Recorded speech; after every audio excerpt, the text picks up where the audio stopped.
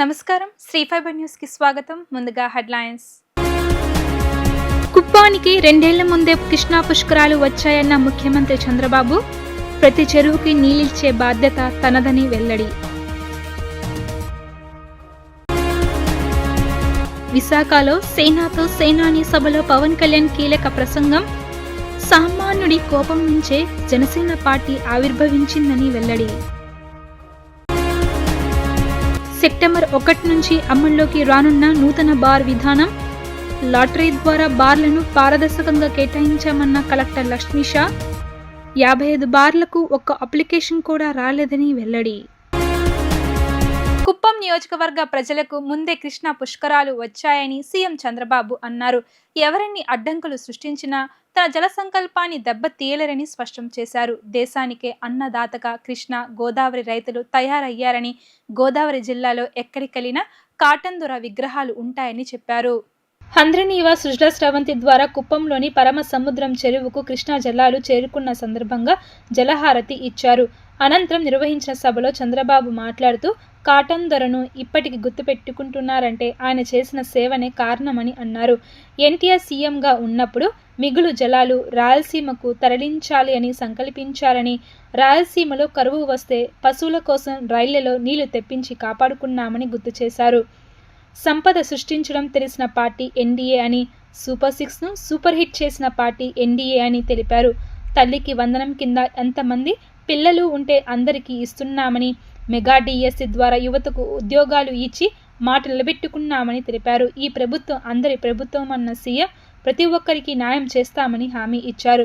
కుప్పం నియోజకవర్గానికి భారీగా పెట్టుబడులు రాబోతున్నాయని, వేల మందిని పారిశ్రామికవేత్తలుగా తయారు చేస్తామని మాట ఇచ్చారు. తాను ఏ పని చెయ్యాలన్నా వెంకన్నపై భారం వేసి బుల్లెట్లా దూసుకు వెళ్తున్నానన్న ఆయన, పవిత్రమైన సంకల్పం ఉంటే జయప్రదం అవుతుందని చెప్పారు. ఈరోజు గోదావరి జిల్లాలకు పోతే ఎక్కడ పోయినా కాటన్ దొర విగ్రహాలు ఉంటాయి. ఇప్పుడు కూడా ఆరాధిస్తారు. అక్కడ ప్రజలకు నీటి విలువ తెలుసు. అందుకే కాటన్ దొరని ఇప్పుడు కూడా గుర్తుపెట్టుకుంటారంటే దశాబ్దాలు గడిచాయి. అయినా కూడా దశాబ్దాలే కాదు శతాబ్దాలు కూడా గడిచాయి. అయినా కూడా గుర్తుపెట్టుకునే పరిస్థితికి వచ్చారు. ఈరోజు నాకు అనిపిస్తుంది, మన నాయకుడు ఎన్టీ రామారావు గారు ముఖ్యమంత్రిగా ఉన్నప్పుడు కృష్ణా జలాలు సముద్రం లేకపోతా ఉంటే ఆ సముద్రం లేకపోయే నీళ్లు మిగులు జలాలు ఈ రాయలసీమకు తీసుకురావాలని సంకల్పం చేసిన ఏకైక నాయకుడు నందమూరి తారక రామారావు గారు. సంకల్పం చేశారు, కానీ ఆ రోజు పరిస్థితులు అనుకూలించలేదు. రాయలసీమలో కరువు వస్తే నీళ్లు లేకపోతే పశువుల కోసం రైల్లో నీళ్లు తెప్పించి పశువులను కాపాడుకున్న రోజులు. పంటేస్తే 10 సంవత్సరాలు పంటేస్తే వేరుశనగ పంట 1-2 సంవత్సరాలు వచ్చి 8 సంవత్సరాలు విత్తనాలకు పెట్టిన డబ్బులు కూడా వచ్చేటివి కాదు. అప్పుడు నాకు అనిపించింది, ఏంటి దౌర్భాగ్యం అని. అందుకే 1999లో హంద్రినీవాకు నేనే ఫౌండేషన్ వేశాను, నేనే ఆ రోజు ప్రారంభించాను. 2025కి పరమ సముద్రానికి నీళ్లొచ్చాయి. శ్రీశైలం మల్లన్న, ఇక్కడ కుప్పం మల్లన్న, కంగుంది మల్లన్న దగ్గరికి నీళ్లు తీసుకొచ్చాం. గంగమ్మ తల్లి ఆశీర్వదించింది, కృష్ణమ్మ తల్లిని కుప్పానికి తీసుకొచ్చిందని చెప్పి కూడా నేను మీకు తెలియజేస్తున్నా.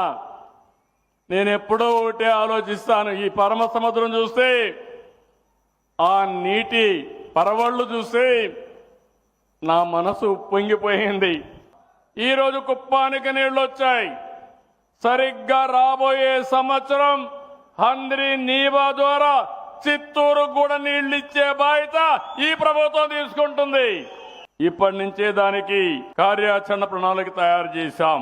మన ప్రయత్నం ఒకటి, హంద్రినీవా ద్వారా 40 టీఎంసీ నీళ్లు, దీన్ని ఇంకా పెంచగలిగితే, నదుల అనుసంధానం జరిగితే ఈరోజు మీకు ఒక విషయం గుర్తుపెట్టుకోవాల్సిన అవసరం ఉంది. ఈ సంవత్సరం పై రాష్ట్రాల్లో వర్షాలు బాగా పడ్డాయి. నేను ఆ రోజు ఒక మాట చెప్పాను. మెగా డిఎస్సి ద్వారా యువతకు ఉద్యోగాలు ఇస్తాన్నాం. ఇచ్చాం, మాట నిలబెట్టుకున్నాం.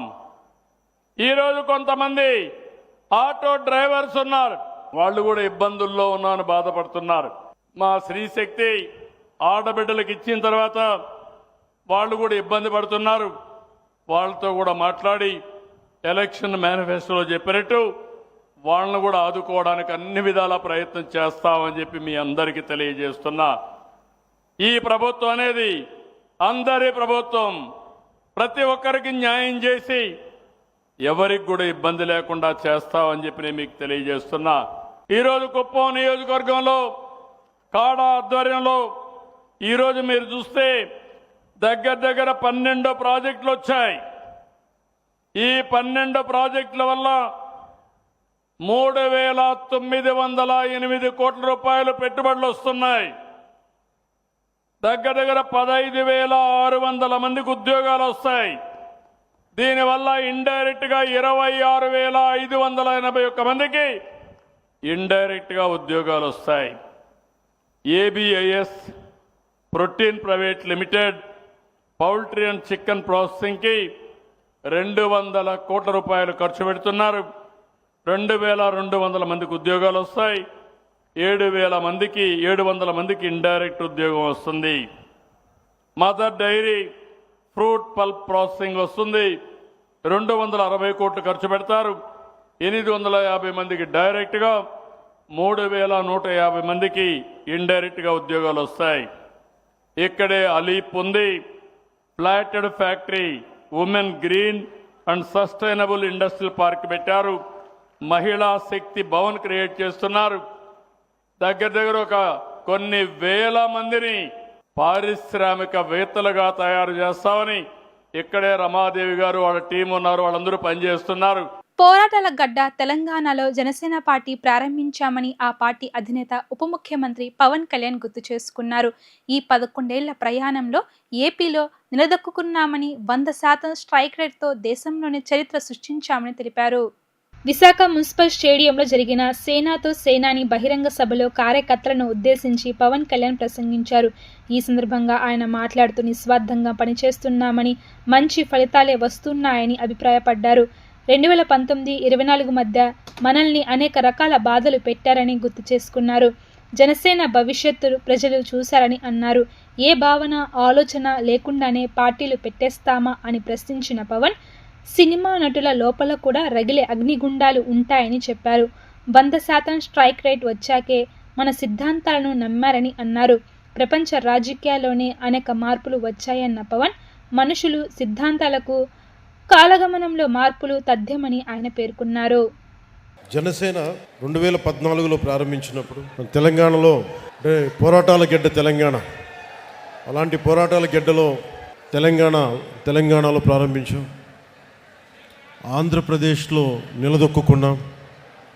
ఈరోజు మహారాష్ట్ర నుంచి, కర్ణాటక నుంచి, ఒరిస్సా నుంచి, తమిళనాడు నుంచి అందరూ మేము కూడా వస్తాం, మన పార్టీ ఉనికి అక్కడ లేకపోయినప్పటికీ మేము కూడా దీంట్లో భాగస్వామ్యం అవుతాం అని వచ్చేసిన కర్ణాటక, తమిళనాడు, మహారాష్ట్ర, ఒరిస్సా నుంచి వచ్చిన జన సైనికులకి, వీరమహిళలకి నా హృదయపూర్వక నమస్కారం. మనస్ఫూర్తిగా ఆంధ్రప్రదేశ్ విశాఖపట్నం మేము మనస్ఫూర్తిగా హృదయపూర్వకంగా మిమ్మల్ని ఆహ్వానిస్తుంది. 2019 నుంచి 24 వరకు మనల్ని ఎంత నలిపేశారో మీకు తెలుసు. వీడి ఐడియాలజీ ఏంటి, మీ జనసేన పార్టీ ఐడియాలజీ ఏంటి, అసలు మీరు ఏంటి, మీ ఐడియాలజీ ఏంటి, కులాలను కలిపే ఆలోచన ఏంటి, ఏమన్నదని మీకు కులాలను కలిపే ఆలోచన విధానం ఏంటి, మతాల ప్రస్తావన లేని రాజకీయం ఏంటి, భాషల్ని గౌరవించే సాంప్రదాయం, సంస్కృతులను కాపాడే సమాజం, ప్రాంతీయతను విస్మరించిన జాతీయవాదం, అవినీతిపైన రాజీ లేని పోరాటం, పర్యావరణాన్ని పరిరక్షించే అభివృద్ధి ప్రస్థానం చాలామందికి అపహాస్యంగా నమ్మశక్యంగా ఉండేవి. కానీ నన్ను నమ్మింది మీరు నమ్మారు. ఎందుకంటే మీరు భవిష్యత్తును మీరు చూశారు, వీళ్ళు చూడాల. నేను చెప్పా, కన్ఫ్యూజన్ మీ పాలిటిక్స్, మీ ఐడియాలజీ. అంటే మీరు ఏం ఒకరోజు ఇది మాట్లాడతారు, ఒకరోజు అది మాట్లాడతారంటే మీరందరూ నిలకడగా మీరు మాట్లాడుతున్నారా? కమ్యూనిజం కమ్యూనిజం అని చెప్పిన సోవియట్ రష్యా ఏమైపోయింది? డెమోక్రసీగా మారలేదా సోవియట్ రష్యా? ఐడియాలజికల్ బేసిస్ చదువుకున్న ప్రతి పార్టీది సెక్యులరిజం అంటే అర్థం చేసుకున్నాం. ఫాబియన్ డెమోక్రసీ, అరే కమ్యూనిజం, సోషలిజం, మీరు మొత్తం అన్నీ అర్థం చేసుకున్న తర్వాతే కదా. అంటే ఏ భావన లేకుండా, ఏ ఆలోచన లేకుండా, ఏ ఐడియలిస్టిక్ టెండెన్సీస్ ప్రాక్టీస్కి మనకి అవగాహన లేకుండా పార్టీలు పెట్టేస్తామా? అంటే సినిమాలో కూర్చొని డ్యాన్సులు చేసి, సినిమాలో కూర్చొని డైలాగులు చెప్తే వాళ్ళకి అవగాహన ఉండదనుకుంటున్నారా మీరు? అంటే రాజకీయాలు అంటే కూర్చోబెట్టి తెల్లగడ్డలు పెట్టుకొని హుందాగైన జుట్లు దువ్వుకొని సీరియస్గా ఇలా నమ్ముతూ ఇలా అంటే అలా అవసరం లేదు. సినిమాలు చేస్తాం, అన్నీ చేస్తాం, వాటితో పాటు లోపల రగిలే అగ్నిగుండంలా ఉంటుంది మా గుండె. కష్టాల మీద కోపాలు ఉంటాయి మాకు. గ్లోబల్ పాలిటిక్స్ ఎలా మారిపోయింది? ఒకప్పుడు క్యాపిటలిస్ట్ అమెరికా అంటే ఈ రోజున లెఫ్ట్ టెండెన్సీస్ ఉన్నాయి. లెఫ్ట్ వింగ్ అని మాట్లాడుతూ ఉన్నారు. ఇన్ని దేశాలు ఇన్ని రకాలుగా భావజాలాలను మార్చుకుంటా ఉంటే, ఒకప్పుడు Saudi Arabia completely hard core Islamic country నుంచి ఆడవాళ్ళకి డ్రైవింగ్ లేకపోతే వాళ్ళు మార్చుకుంటా ఉన్నారు. ఆంధ్రప్రదేశ్ నూతన బార్ పాలసీ 2025-28 సంవత్సరానికి లాటరీ ద్వారా బార్ల కేటాయింపు ప్రక్రియ జిల్లా కలెక్టర్ లక్ష్మీషా పారదర్శకంగా నిర్వహించారు. ఓపెన్ కేటగిరీలో ప్రకటించిన 130 బార్లకు గాను 75 బార్లకు మాత్రమే మొత్తం 262 దరఖాస్తులు వచ్చాయని, 55 బార్లకు ఒక అప్లికేషన్ కూడా రాలేదని కలెక్టర్ తెలిపారు. వీటిలో నిబంధనల ప్రకారం కనీసం 4 దరఖాస్తులు వచ్చిన 62 బార్ల కేటాయింపు లాటరీ ద్వారా జరిగింది అన్నారు. నగరంలోని ఎన్టీఆర్ జిల్లా కలెక్టరేట్లో గల శ్రీ పింగళి వెంకయ్య సమావేశ మందిరంలో నూతన బార్ల కేటాయింపు ప్రక్రియ జరిగింది. Prohibition and excise deputy commissioner T Srinivasarao, జిల్లా ప్రొహిబిషన్ అండ్ ఎక్సైజ్ అధికారి ఎస్ శ్రీనివాసరావు మరియు అందరూ దరఖాస్తుదారుల సమక్షంలో ఎన్టీఆర్ జిల్లా కలెక్టర్ జి లక్ష్మీషాచే లాటరీ విధానంలో పారదర్శకంగా బార్లు కేటాయించడం జరిగింది. ఈ సందర్భంగా కలెక్టర్ మాట్లాడుతూ ఓపెన్ కేటగిరీలో ప్రకటించిన 130 బార్లకు గాను 75 బార్లకు మాత్రమే మొత్తం 262 దరఖాస్తులు వచ్చాయని, 55 బార్లకు ఒక అప్లికేషన్ కూడా రాలేదు. వీటిలో నిబంధనల ప్రకారం కనీసం 4 దరఖాస్తులు వచ్చిన 62 బార్ల కేటాయింపు లాటరీ ద్వారా జరిగింది అన్నారు. ఓపెన్ కేటగిరీలో ఒక బార్కి 2 దరఖాస్తులు, మరో 12 బార్లకు ఒక్కొక్కటి చొప్పున దరఖాస్తులు వచ్చాయని, ఇలా 4 కంటే తక్కువ దరఖాస్తులు వచ్చిన బార్లకు మరలా లాటరీ ద్వారా కేటాయించడానికి ఇదే నోటిఫికేషన్ గడువు పెంచడం జరుగుతుంది అన్నారు. ఒక్క దరఖాస్తు కూడా దాఖలు కాని 55 బార్లకు ఎక్సైజ్ కమిషనర్ గారి ఆదేశాల ప్రకారం మరోమారు ఫ్రెష్ నోటిఫికేషన్ జారీ చేస్తామని చెప్పారు. గీత కులాల వారి కేటగిరీలో మొత్తం నోటిఫై చేసిన 10 బార్లకు గాను అన్ని బార్లకు కలిపి 104 దరఖాస్తులు వచ్చాయని, విజేతలైన దరఖాస్తుదారులు అందరూ నిర్ణయించిన సంవత్సరిక లైసెన్స్ ఫీజులో 6వ వంతు సొమ్ము ఈరోజు ప్రభుత్వానికి చలానా రూపంలో చెల్లించాలని, సెప్టెంబర్ 1వ తేదీ నుండి నూతన బార్ విధానం అమల్లోకి వస్తుంది అని పేర్కొన్నారు. ఎన్టీఆర్ జిల్లాలో 140 బార్స్కు గాను నోటిఫికేషన్ ఇవ్వడం జరిగింది. ఈరోజు దానికి వచ్చిన అప్లికేషన్స్కు లాటరీ తీయడం జరిగింది. ఇంట్లో 140 బార్కి దాదాపుగా 72 బార్కి రెస్పాన్స్ ఉంది. దాంట్లో 62 bars more than or equal to 4 applications, అలాగే 10 అయితే రిజర్వ్డ్ ఉన్నాయో అక్కడ అయితే మరి 4 కన్నా 10, 15, 13 వరకు అప్లికేషన్స్ వచ్చినాయి. టోటల్ ఈరోజు 72 బార్స్ లైసెన్స్ని ఫైనల్ చేయడం జరిగింది. ఇంకొక 68 పెండింగ్ ఉన్నాయి, అక్కడ రెస్పాన్స్ లేదు, లేదా రూల్ ప్రకారంగా మినిమం 4 అప్లికేషన్ రావాల్సి ఉంది. అంతకన్నా తక్కువ వచ్చిన 68 పెండింగ్ బార్స్కి మళ్ళీ రీనోటిఫై చేయడం జరుగుతుంది. ఈ 72కి ఏదైతే సెలెక్ట్ అయి ఉన్నారో వాళ్ళందరికీ అభినందనలు తెలియజేసుకుంటూ as per the excise policy ప్రకారంగా జిల్లాలో వాళ్ళు యాక్టివిటీస్ చేసుకోగలరని ఈ సందర్భంగా తెలియజేస్తున్నాము. ఇది పారదర్శకంగా జిల్లా స్థాయిలో కలెక్టర్ నేనే లాటరీ తీసి ఎవరికైతే కాంపిటీషన్ ఉందో అక్కడ వాళ్ళ సమక్షంలోనే అండర్ ది వీడియో కెమెరా చేయడం జరుగుతూ ఉంది. సో ఇక్కడ ట్రాన్స్పరెంట్గా ఎక్సైజ్ పాలసీ ఉంది కాబట్టి ఎవరైతే ఇంకా ఈ వేకెన్సీ ఉన్నాయో ఇంకా 68 అక్కడికి కూడా ఆసక్తి కలిగిన బిజినెస్ పీపుల్ అలాగే ఇంట్రెస్ట్ ఉన్న వాళ్ళు వచ్చి దానికి పార్టిసిపేట్ చేసి ఈ పాలసీలో భాగస్వామ్యం కావచ్చని కోరుకుంటున్నాను. Thank you. పర్యావరణాన్ని పరిరక్షించుకోవాల్సిన బాధ్యత ప్రతి ఒక్కరిపై ఉందని హీరో మంచు మనోజ్ అన్నారు. డుండి గణేష్ సేవా సమితి ఆధ్వర్యంలో మట్టితో 72 అడుగుల వినాయకుని విగ్రహాన్ని తయారు చేయడం అభినందనీయమని అన్నారు. స్వామివారి దీవెనలతో ప్రజలంతా సుఖ సంతోషాలతో జీవించాలి అన్నారు. విద్యాధరపురం లేబర్ కాలనీ గ్రౌండ్లో డుండి గణేష్ సేవా సమితి నవరాత్రి ఉత్సవాలను పురస్కరించుకుని ఏర్పాటు చేసిన 72 అడుగుల మట్టి వినాయకుడి విగ్రహాన్ని శనివారం సాయంత్రం హీరో మంచు మనోజ్ దర్శించుకున్నారు. ఈ సందర్భంగా నిర్వాహకులు ఆయనకు స్వాగతం పలికి వినాయకుడి సన్నిధిలో ప్రత్యేక పూజలు నిర్వహించి వినాయకుడి ఆశీస్సులు అందించారు. అనంతరం ఆయన మీడియాతో మాట్లాడుతూ మట్టితో తయారు చేసిన 72 అడుగుల వినాయకుని ప్రతిమను దర్శించుకోవడం ఎంతో సంతోషంగా ఉందన్నారు. డుండి గణేష్ సేవా సమితి ఆధ్వర్యంలో మట్టితో 72 అడుగుల వినాయకుని విగ్రహాన్ని తయారు చేయడం అభినందనీయమని అన్నారు. స్వామివారి దీవెనలతో ప్రజలంతా సుఖ సంతోషాలతో జీవించాలి అన్నారు. మహిళా భక్తులకు ఏ విధమైన ఇబ్బందులు కలగకుండా ప్రత్యేక ఏర్పాట్లు చేయాలని నిర్వాహకులను మనోజ్ సూచించారు. తాను 3 ఏళ్ల పాటు శ్రమించి తీసిన మిరాయి చిత్రం ఈ నెల 12న విడుదలవుతుందని, ఈ చిత్రాన్ని ప్రేక్షకులు విజయవంతం చేయాలని కోరారు. కాగా రాజ్యసభ సభ్యుడు ఆర్ కృష్ణయ్య, పలువురు ప్రముఖులు వినాయకుడి విగ్రహాన్ని దర్శించుకున్నారు. డుండి సేవా సమితి వ్యవస్థాపకుడు డుండి రాకేష్, సేవా సమితి సభ్యులు పాల్గొన్నారు. ఈరోజు మన విజయవాడకి రావడం నాకు చాలా ఆనందంగా ఉంది. ఇక్కడ ఎక్కడ లేనట్టుగా ఈకో ఫ్రెండ్లీ గణేష్ అని మట్టితో చేసి 72 ఫుట్ అది కూర్చున్న పొజిషన్లో ఇలా పెట్టడం అనేది చాలా గ్రేట్. ఇది చిన్న విషయం కాదు. ఎంతోమంది ఎంతో శ్రమించి ఎంతో ప్లానింగ్ చేసుకొని ఎంతో ఒక దీక్షతో చేస్తేనే ఇది అవుతుందండి. అండ్ ఎక్కడ చూసినా మన గణేష్ నిలబడిన గణేష్ పెద్ద పెద్ద విగ్రహాలు చూస్తాం మనం ఇండియా బయట. ఐ థింక్ బహుశా ఎప్పుడు చూడలే ఇంత 72 ఫీట్ ఫస్ట్ టైం ఇలా కూర్చున్న వినాయకుడిని చూడటం. అదొకటే కాదు మనకి, ఎందుకంటే ఫ్యూచర్లో ఈకో ఫ్రెండ్లీగా మన భవిష్యత్తుని మన లోకాన్ని కాపాడే బాధ్యత మనకే ఉంది. రేపు మన పిల్లలకి ఒక మంచి సొసైటీ, ఒక మంచి ప్రకృతి ఇవ్వాలి మనం. దానికి మనం ఈకో ఫ్రెండ్లీ స్టెప్స్ ఒక్కొక్కటిగా చిన్న చిన్న విషయాల్లో మనకి పండుగలు ఎక్కువ, కల్చరల్ ఈవెంట్స్ ఎక్కువ మనకి, అండ్ ప్రతిదీ చాలా గొప్పగా మనం సెలబ్రేట్ చేసుకుంటాం. కాకపోతే దాంట్లో ఉన్న అలవాట్లోనే చిన్న చిన్నగా ఈకోకి మారుతూ వస్తే I think will have a better world అండి రేపు. అండ్ ప్రతి ఒక్కరికి సార్ మీరంతా ఇంత ఇనిషియేటివ్ తీసుకున్నందుకు రియలీ గ్రేట్ సార్. మీకు ఏ సపోర్ట్ కావాలని ఎప్పుడు మేము ఉంటాము.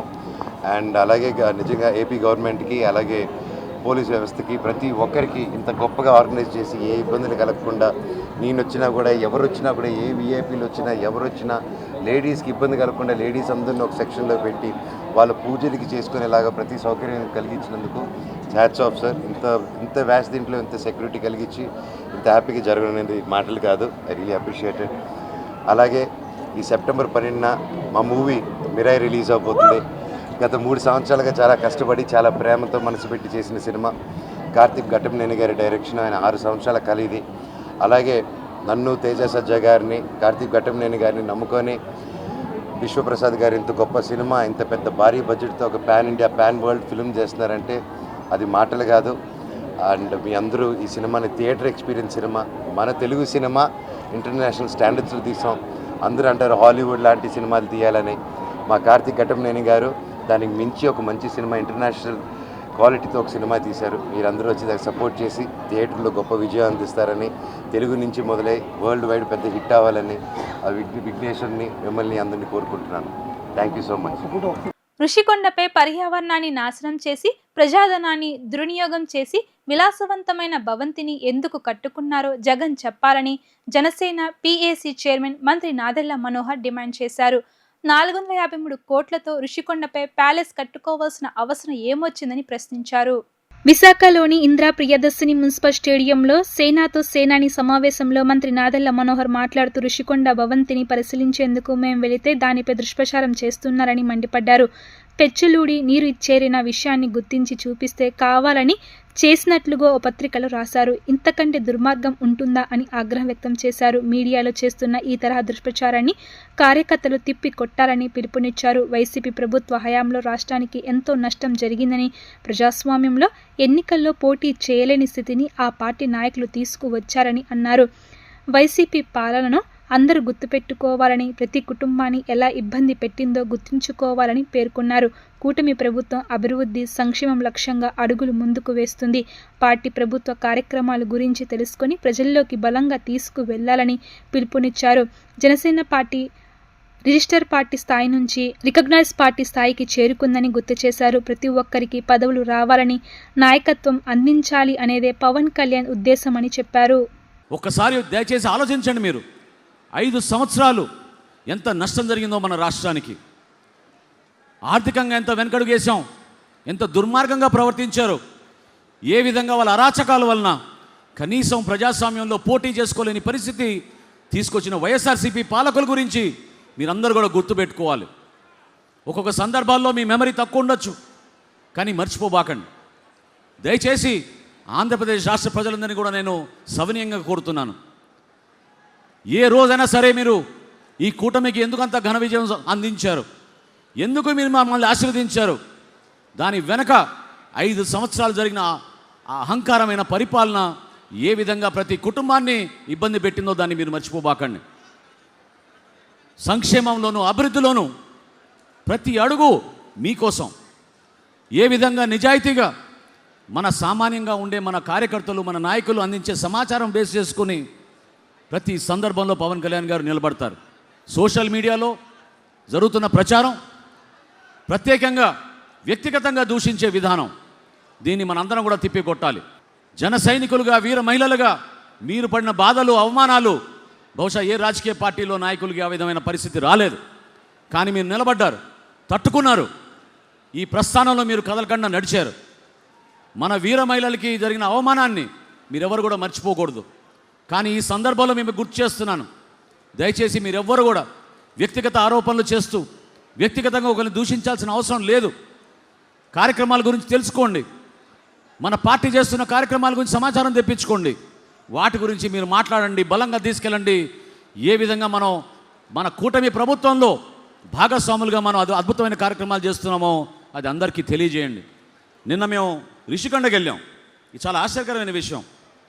453 కోట్ల రూపాయలతోటి తన నివాసం కోసం ఖర్చు పెట్టుకుంటే ఒక మహానుభావుడు ఈరోజు పత్రికలో రాస్తారు, పైనుంచి పెచ్చులుడిపై పడిపోతే 4 అంగుళాలు దూరం పడింది, అది కావాలని జరిపారు. అక్కడ నీళ్లు కూడా ఎక్కడి నుంచో వచ్చినట్టు ఒక పత్రికల్లో సగం పేజీ రాశారు ఇవాళ. అంటే ఇంతకన్నా దుర్మార్గమైన ఆలోచనలు ఉంటాయి చెప్పండి? మేము అక్కడ వెళ్ళినప్పుడు హడావిడిగా మేము పోయి 4 ముక్కలు ఎరగొట్టి నీళ్ళేసి ఈ విధంగా కట్టారని చెప్తామా? అంత అవసరమా?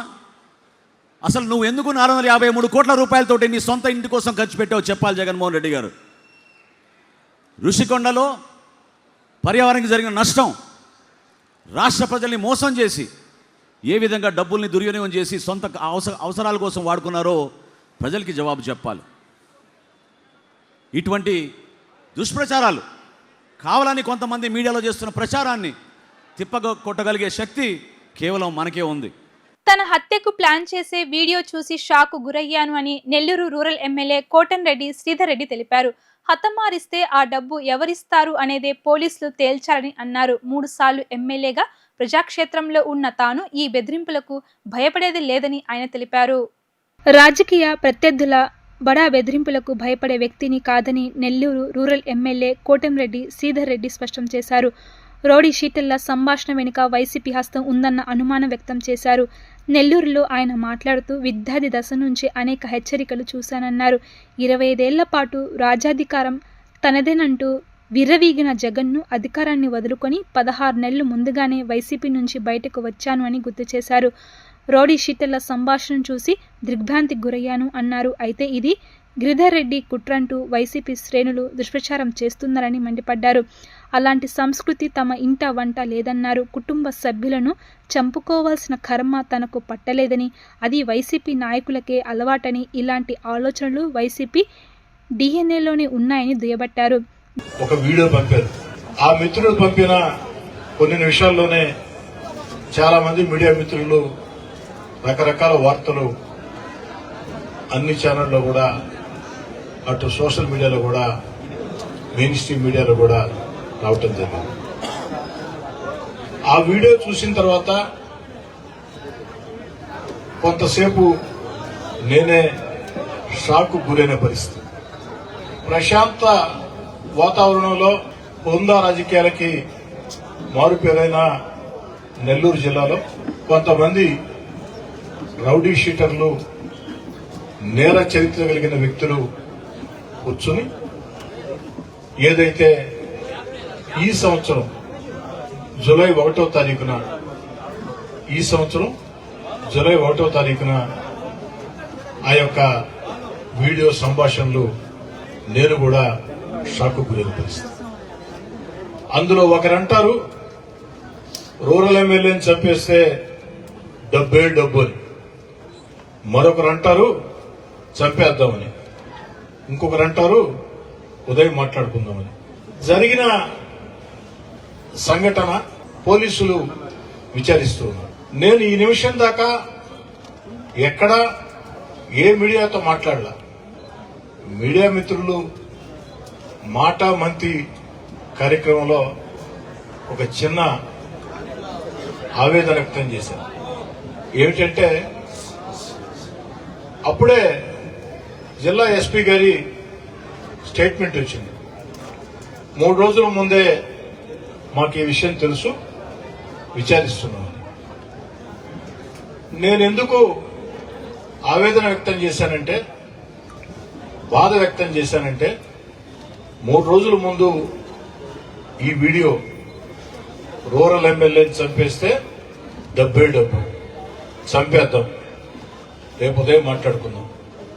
ఈ వీడియో 3 రోజుల ముందే జిల్లా ఎస్పీ గారు నా నోటీసులో ఉందని ప్రకటించారు. కాబట్టి కనీసం నాకు పోలీస్ శాఖ దృష్టికి వచ్చిన వెంటనే ఈ విధంగా వచ్చింది, ఒక వీడియో మా నోటీసులో ఉంది, విచారిస్తున్నాం, మీరు కూడా కాస్త జాగ్రత్తగా ఉండండి, జాగ్రత్త చర్యలు తీసుకోండి అని జిల్లా ఎస్పీ గారు చెప్పి ఉంటే బాగుండేదని జనాంతికంగా మాట్లాడారు. మన ధర్మం ఇంకా ఉందంటే అందుకు సంచార జాతుల వారే ప్రధాన వారధులని, వీరంతా సంస్కృతికి వారసులు అని బీజేపీ ఓబీసీ మోర్చా జాతీయ అధ్యక్షుడు లక్ష్మణ్, ఏపీ అధ్యక్షులు మాధవ్ తెలిపారు.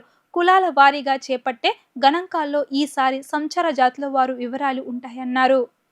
సంచార మరియు అర్ధ సంచార వర్గాల అభివృద్ధి కోసం బీజేపీ ఆధ్వర్యంలో నగరంలో పెద్ద ఎత్తున బహిరంగ సభ నిర్వహించారు. 26 జిల్లాల నుంచి 34 సంచార జాతులు తెగలు హాజరయ్యారు. స్ఫూర్తి పేరుతో ప్రత్యేకంగా నిర్వహించిన ఈ కార్యక్రమంలో తమ కళలను ప్రదర్శించడంతో ఒక సమ్మేళనంలాగా సాగింది. ఈ సందర్భంగా రాష్ట్ర అధ్యక్షుడు మాధవ్ మాట్లాడుతూ సంచార జాతులను గత పాలకులు ఓటు బ్యాంకుగానే చూశారన్నారు. వారి నిరక్షరాస్యతను ఆసరాగా చేసుకుని పాలకులు ఎదిగారని, వారి వృద్ధిని ఏమాత్రం పట్టించుకోకుండా నిర్లక్ష్యంగా వ్యవహరించారన్నారు. బీసీ వర్గాల్లో పుట్టిన మోడీ సంచార జాతుల వారి కోసం ఆలోచన చేశారన్నారు. ఎన్నికల్లో గెలుపు ఓటములే కాదు, అన్ని వర్గాలకు మోడీ బాధ్యత వహించారన్నారు. నిర్లక్ష్యానికి గురైన వర్గాలకు సమాన హక్కులు కల్పించాలని మోడీ నిర్ణయించారు. సంచార జాతుల వారి త్యాగాలను గుర్తించి ప్రోత్సహించాలని మోడీ పిలుపునిచ్చిన అంశాన్ని వారు ప్రస్తావించారు. సంచార జాతుల యొక్క ఏదైతే వాళ్ళ కృషి, తపస్సు, బలిదానాలు ఏవైతే ఉన్నాయో వాటి కారణంగా ఉంది అనుకోవచ్చు. పెద్ద వచ్చిన వాళ్ళు ఈ యొక్క సంస్కృతి రక్షణ కోసం, లేకపోతే ఋషులు, మునులు, ప్రవర్చకులు అనేక రకాల విషయాలు చెప్పడం కారణంగా మన ధర్మం ఉంది అంటే, ఈ దేశంలో ఏదైతే హైందవ ధర్మం ఉందో, భారతదేశానికి సంబంధించిన మూలభూతమైన అంశాలు ఉందో, ఆ అంశాలన్నిటికీ కూడా మీరందరూ వారధులు, సాంస్కృతిక వారసులు. ఆ విధంగా మీ అందరికీ కూడా మేము పాదాభివందనం, భారతీయ జనతా పార్టీ ఆంధ్రప్రదేశ్ తరఫున కూడా పాదాభివందనం.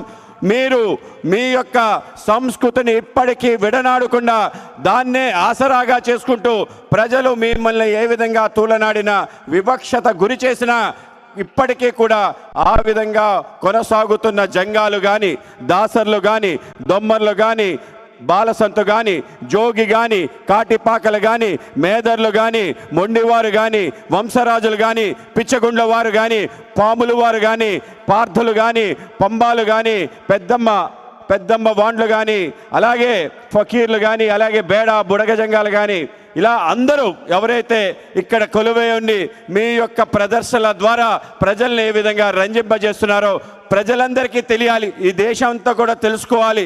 వీళ్ళ కారణంగానే మన ఉనికి ఉంది, వాళ్ళు లేకపోతే మనం లేవు అనే అభిప్రాయం మనందరికీ కలగాలి. వీళ్ళందరి యొక్క సాంప్రదాయాలు, వీళ్ళందరి యొక్క కట్టుబాట్లు మనకి ఎంత ఆదర్శవంతం అంటే మనం కూడా సిగ్గుతో తలవంచుకునే పరిస్థితి.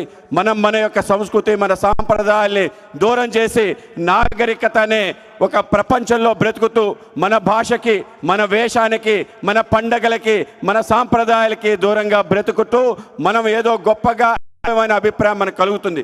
కాదు, వీళ్ళ కారణంగానే మనమందరం బ్రతుకుతున్నాం అనే విషయాన్ని మనం గమనించాలి. ఇవాళ మీ అందరి యొక్క కష్టాలు, మీ యొక్క కడగండ్లు, మీకుండే అన్నిటినీ మేము మార్చే ప్రయత్నం తప్పనిసరిగా చేస్తాం. మీ కష్టాలు తీర్చే ప్రయత్నం తప్పనిసరిగా చేస్తాం.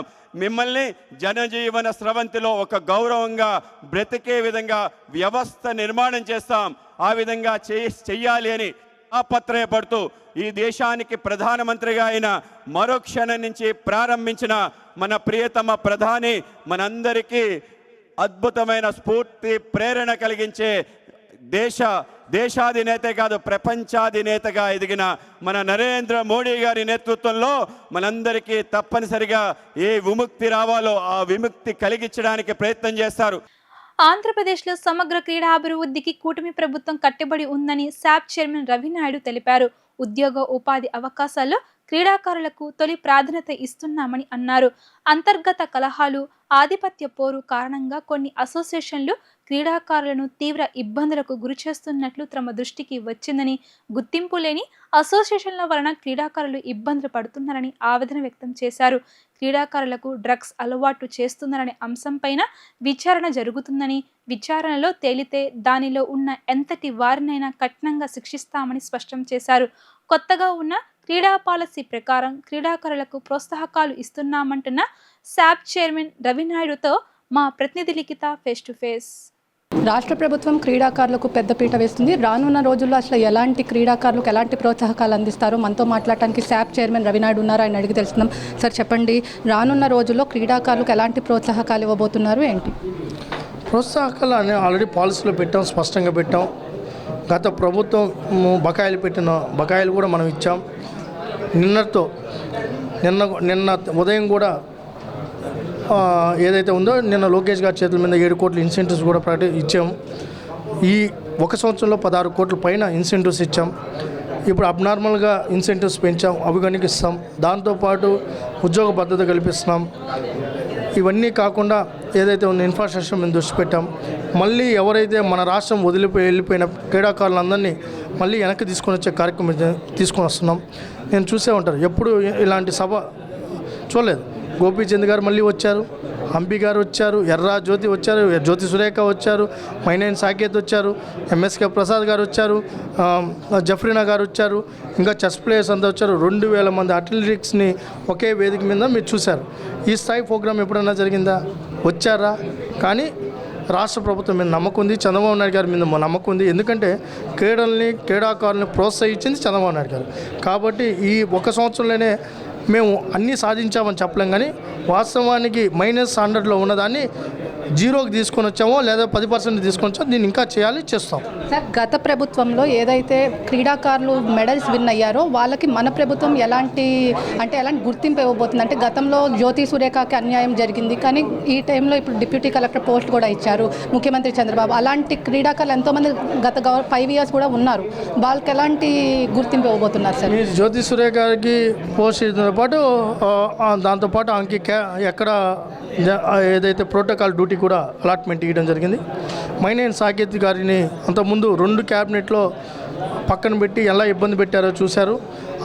వాళ్ళు ఏదైతే వాళ్ళ మామ గారిది అమరావతి మీద కేసు కానీ పెట్టకపోతే నీకు ఉద్యోగం, మీ అల్లుడికి ఉద్యోగం పీకేస్తాము, రానికుండా చేస్తాం, ఏవి రూపాయి కూడా లబ్ధి చేకూర్చేలాగా చూడడం అవసరం, మిమ్మల్ని ఆడియమని బెదిరించిన పరిస్థితి ఉంది.